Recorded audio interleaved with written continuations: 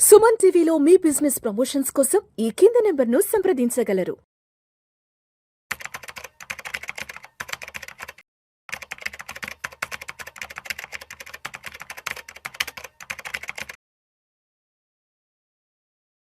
నమస్తే, welcome to Vishnu talks. నేను విష్ణు. ప్రస్తుతం నాతో పాటు AMFI registered mutual fund distributor వెల్ది చక్రధర్ గారు ఉన్నారు. సార్తో మాట్లాడదాం. చక్రధర్ గారు నమస్తే సార్. నమస్తే అండి. Welcome to Suman TV and welcome to Vishnu talks. Thank you so much Chakradhar గారు for being with Vishnu talks. Almost గత 3 సంవత్సరాల నుంచి మన సుమన్ టీవీ ప్రేక్షకులకు ఎన్నెన్నో ఇన్వెస్ట్మెంట్స్కి సంబంధించిన ఇన్ఫర్మేటివ్ వీడియోలు, ఎడ్యుకేటివ్ వీడియోలు ఎన్నెన్నో అందించారు. చాలా మంచి ప్రజాదరణ, మంచి ప్రేక్షకాదరణ పొందుతున్నారు. ఈ మధ్యకాలంలో కూడా చాలామంది మీ వీడియోస్ కోసం కూడా వెయిట్ చేస్తున్నారు.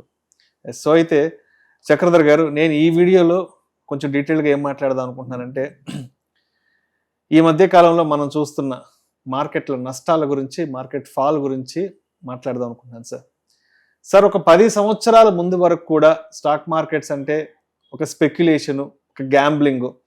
స్టాక్ మార్కెట్లో డబ్బులు పెడితే రోడ్డున పడతారు, ఇటువంటి ఆలోచన ఉండేది అందరికీ, ప్రతి ఒక్కరికి కూడా. అదేవిధంగా స్టాక్ మార్కెట్స్ పట్ల ఎక్కువ నెగిటివ్ ధోరణి మాత్రమే కనిపించేది. సరే, ఒక్కసారిగా కోవిడ్ రావడంతో, అందరూ వర్క్ ఫ్రమ్ హోమ్ చేయడంతో అక్కడి నుంచి ఒక్కసారిగా స్టాక్ మార్కెట్ ఇన్వెస్ట్మెంట్స్ కానివ్వండి, మ్యూచువల్ ఫండ్ ఇన్వెస్ట్మెంట్స్, ఇప్పుడు ఏవైతే మోడర్న్ ఇన్వెస్ట్మెంట్ రెవెన్యూస్ ఏవైతే ఉన్నాయో ఒక్కసారిగా 2020 కోవిడ్ తర్వాత నుంచి విపరీతమైన ఊపందుకున్నాయి. అప్పటి వరకు ఏదో 1-1.5 లోపలే ఉన్నటువంటి డిమాట్ అకౌంట్స్ ఇవాళకి దగ్గర 20-25 కోట్ల వరకు చేరుకున్నాం గత 5.5-6 సంవత్సరాల కాలంలో. కోవిడ్ ఫాల్ తర్వాత నుంచి మార్కెట్లు ఒక 3 సంవత్సరాలు మంచి ర్యాలీ తీసుకున్నాయి. అంతా చూసే మంచి రిటర్న్స్ కూడా వచ్చాయి. సరే, మొన్న ఈ మధ్య ఒక 18 మంత్స్ నుంచి మార్కెట్లు బాగా ఫాల్ అవ్వడం జరిగింది. సరే, ఈ ట్రంప్ వచ్చిన తర్వాత మళ్ళీ ఈ మధ్య యుద్ధాల దగ్గర నుంచి మార్కెట్లు ఒక 10-12% పడ్డాయి. సో చాలామంది ఏమనుకుంటున్నారంటే, ఒకప్పుడు మనం మార్కెట్ల గురించి ఏదైతే అనుకున్నాం 10 సంవత్సరాలకు ముందు, అది నిజమేను, మార్కెట్లలో డబ్బు పెడితే నష్టపోతాం, ఇదంతా స్పెక్యులేషన్, గ్యాంబ్లింగ్, మార్కెట్ల నుంచి ఇక వెనక్కి వెళ్ళిపోదాం, ఇక ఇన్వెస్ట్మెంట్స్ వద్దు, వేరే ఇంకేదన్నా అదర్ అసెట్ క్లాసెస్ ఏదన్నా ఉంటే చూసుకుందాం అంటూ కూడా ప్రతి ఒక్కరూ ఇటువంటి ఆలోచనలో ఉన్నారు. కాబట్టి ఇటువంటి భిన్న ఆలోచనలు ఉన్న ఇటువంటి నేపథ్యంలో మీరు ఆడియన్స్ని ఏ విధంగా ఎడ్యుకేట్ చేద్దాం అనుకుంటున్నారు?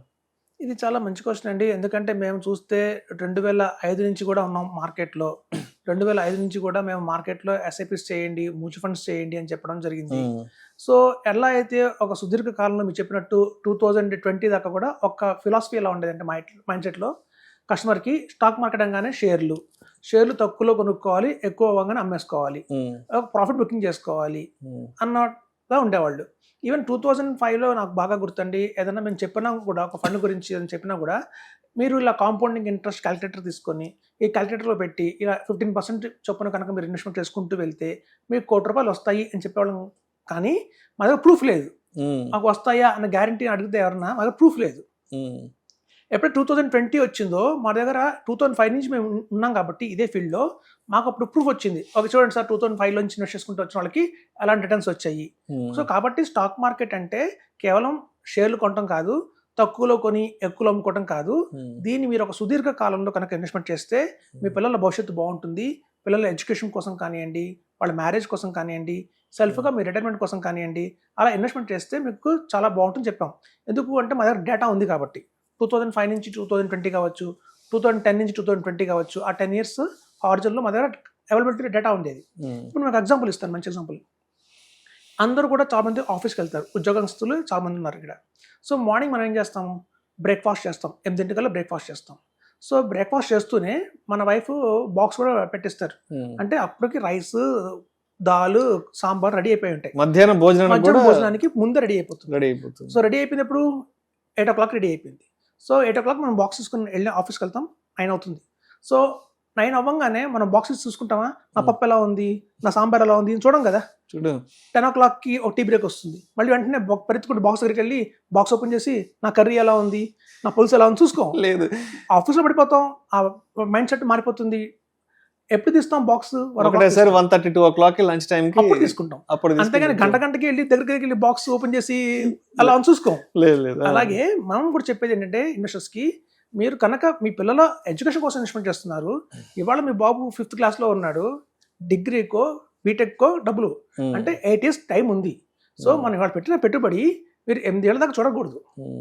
మన అంతే చెప్తాం. సో అట్లయితే మనం లంచ్ బాక్స్ ప్రిపేర్ అయ్యేది 8ంటికే అయినా దాన్ని ఎప్పుడైతే మనం 2ంటికి ఓపెన్ చేస్తామో, అట్లాగే మనం ఇప్పుడు ఇన్వెస్ట్మెంట్ చేసినా కూడా దీన్ని వెయిట్ చేస్తాం. 8 ఏళ్ళు మన పాప పెళ్ళి, సో అప్పటిదాకా దీన్ని చూడకూడదు. చూస్తూ ఉన్న ప్రతి గంటకి అలా కూడా చూడము. అలా స్టాక్ మార్కెట్ని కూడా ప్రతి గంటకి చూస్తే అట్లా ప్యానిక్ అవుతాం అన్నమాట. సో కాబట్టి నేను చెప్పేది అంటే మనుషులు అందరికీ మనం ఒక లాంగ్ టర్మ్ హారిజన్లో ఇన్వెస్ట్మెంట్ చేస్తున్నాం కాబట్టి ఆ గోల్ రీచ్ అయ్యేంత వరకు అయితే దీన్ని చూడకండి.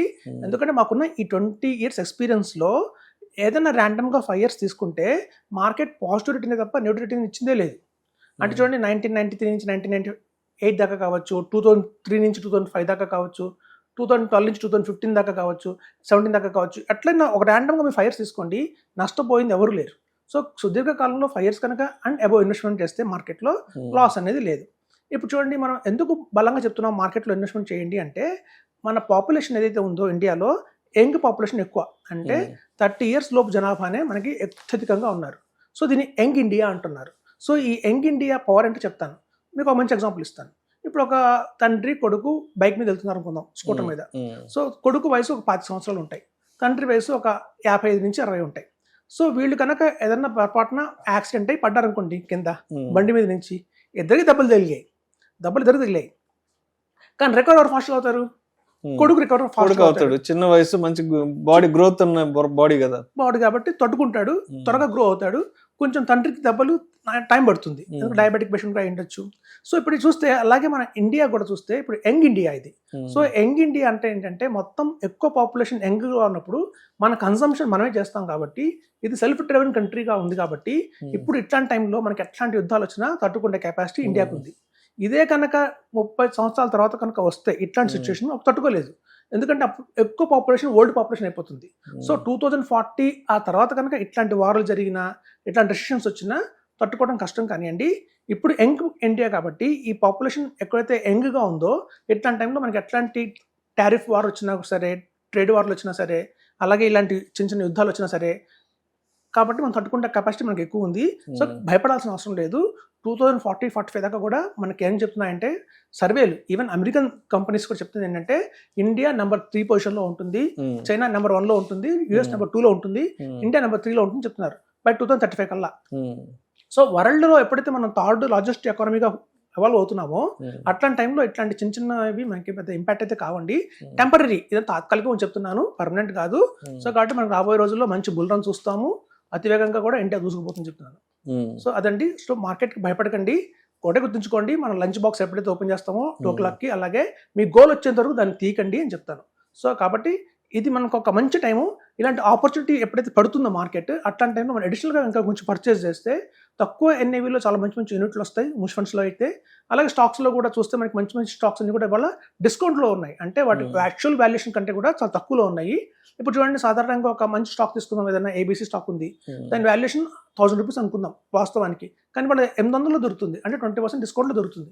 ఇప్పుడు కనుక ఎవరైతే ఇన్వెస్ట్మెంట్ చేస్తారో వాళ్ళు 20% రిటర్న్ గ్యారంటీ, తర్వాత మనకి మార్కెట్ వల్ల పెరుగుతుంది. సో కాబట్టి అదండి, మార్కెట్ నుంచి భయపడాల్సిన అవసరం లేదు. ఇలాంటి ఫాల్స్ మేము చాలా చూసాం గతంలో, ముందు కూడా వస్తూనే ఉంటాయి. సో మన గోల్ ఎప్పుడైతే రీచ్ అవుతామో అప్పటిదాకా మార్కెట్ని పట్టించుకోకండి, ఇన్వెస్ట్మెంట్ చేసుకుంటూనే వెళ్ళని చెప్తాను. సో మొత్తానికి ఒక ఫాల్ తర్వాత మళ్ళీ మార్కెట్లు 1 సంవత్సరం 2-3 సంవత్సరాల వరకు బాగా ఊపందుకుంటాయి, మంచి జోరు మీద ఉంటాయి అన్నదైతే మాత్రం నిజం, 100% వాస్తవం అండి. ఎందుకంటే మేము 2008లో మార్కెట్ పడింది, 2011 కల్లా మార్కెట్ చాలా రూల్ రన్ అయింది, 14 పడింది, మళ్ళీ 17 కల్లా బాగా పైకి వెళ్ళింది. అలా ఎవ్రీ డౌన్ ఫాల్ తర్వాత మళ్ళీ నెక్స్ట్ 2 yearsలో మంచి రూల్ రన్ అనేది చూసాం మేము గతంలో. సో కాబట్టి రాబోయే రోజుల్లో, అంటే అతి త్వరలో మార్కెట్లో మంచి బుల్ ర్యాలీ రాబోతుంది కాబట్టి, సో ప్రతి ఒక్కరూ ఈ గ్రోత్లో పార్టిసిపేట్ చేయాలి అంటారు. ఈ గ్రోత్ ఎకానమీలో ప్రతి ఒక్కరు పార్టిసిపేట్ చేయాలి అంటే మీ ఇన్వెస్ట్మెంట్స్ని హోల్డ్ చేసి పెట్టుకోవాలండి. ఇది యంగ్ ఇండియా అని చెప్తున్నాం అండి, మళ్ళీ చెప్తున్నాం, అమృత్ కాల్ అని చెప్తున్నాం, సెంట్రల్ గవర్నమెంట్ కూడా ఇట్లాంటి టైంలో మిస్యూజ్ చేసుకోకండి. మనం కనుక ఒక మంచి ఆపర్చునిటీ ఉంది, ఇది గోల్డెన్ ఆపర్చునిటీ, రాబోయే 15 సంవత్సరాల దాకా కూడా మంచి గోల్డెన్ ఆపర్చునిటీ అయితే ఇండియాకు ఉంది. సో ఇట్లాంటి టైంలో కనుక ఎవరైనా ఇన్వెస్ట్మెంట్ చేస్తే కనుక వాళ్ళు మంచి వెల్త్ అయితే క్రియేట్ చేసుకుంటారని చెప్తున్నారు. Thank you sir, thank you so much Chakradhar గారు. థ్యాంక్స్ అండి. రాబోయే రోజుల్లో మన మార్కెట్లలో ఎటువంటి ర్యాలీ రాబోతుంది, మరి ఈ ర్యాలీలో పార్టిసిపేట్ చేయాలి అంటే ఇన్వెస్టర్స్ అనేవాళ్ళు సైకలాజికల్గా ఏ విధంగా సిద్ధంగా ఉండాలి దాని గురించి చాలా మంచి బెస్ట్ ఎగ్జాంపుల్స్తో చాలా సరళమైన రీతిలో సరళమైన భాషలో మన ప్రేక్షకులు తెలియజేశారు. Thank you so much sir. Thanks అండి.